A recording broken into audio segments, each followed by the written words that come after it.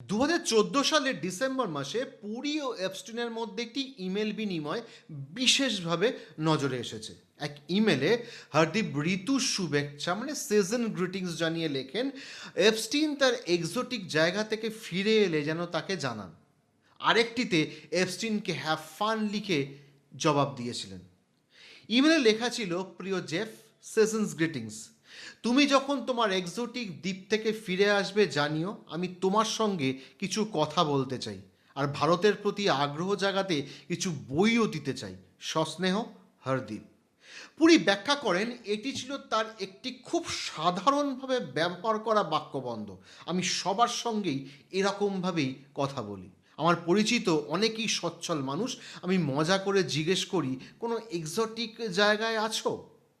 তিনি বলেন, এই শব্দচয়নের মধ্যে যেন কোনো রকম অন্য রকম মিনিং খোঁজা উচিত নয়। এর মধ্যে আলাদা কোনো অর্থ পড়বেন না, এবং যোগ করেন ওই ইমেলটি আসলে একটি আলোচনারই প্রসঙ্গে লেখা।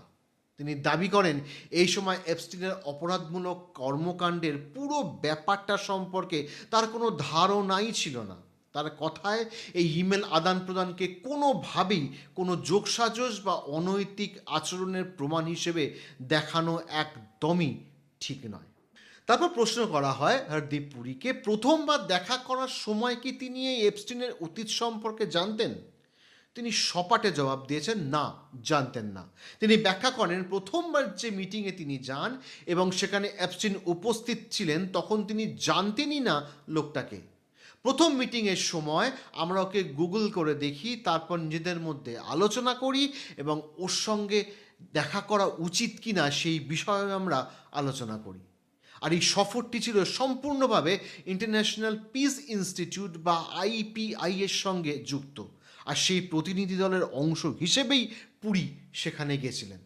তিনি জোর দিয়ে জানান যে এই বিষয়টি নিয়ে তিনি রক্ষণাত্মক হতেই চান না, কারণ জনজীবনে তিনি নানা ধরনের মানুষের সঙ্গে দেখা করেন, যাদের মধ্যে অনেকের অতীতে দোষী সাব্যস্ত হওয়ার ঘটনাও থাকতে পারে। আরও বলেন, আমি এটা নিয়ে আত্মপক্ষ সমর্থন করতেই চাই না। আমরা জীবনে অনেক মানুষের সঙ্গে দেখা করতে হয়। রাজনৈতিক পর্যায়ে যাদের সঙ্গে মেলামেশা করি তাদের অনেকেই কোনো না কোনো মামলায় দোষী সাব্যস্ত হয়েছেন।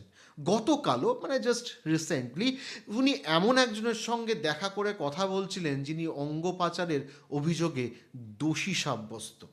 তিনি আরও বলেন, যদি আমি সরকারি পদে থাকতাম তাহলে হয়তো কারোর কাছে বার্তা পাঠিয়ে জিজ্ঞেস করতাম, আমি কি এই ব্যক্তির সঙ্গে দেখা করব?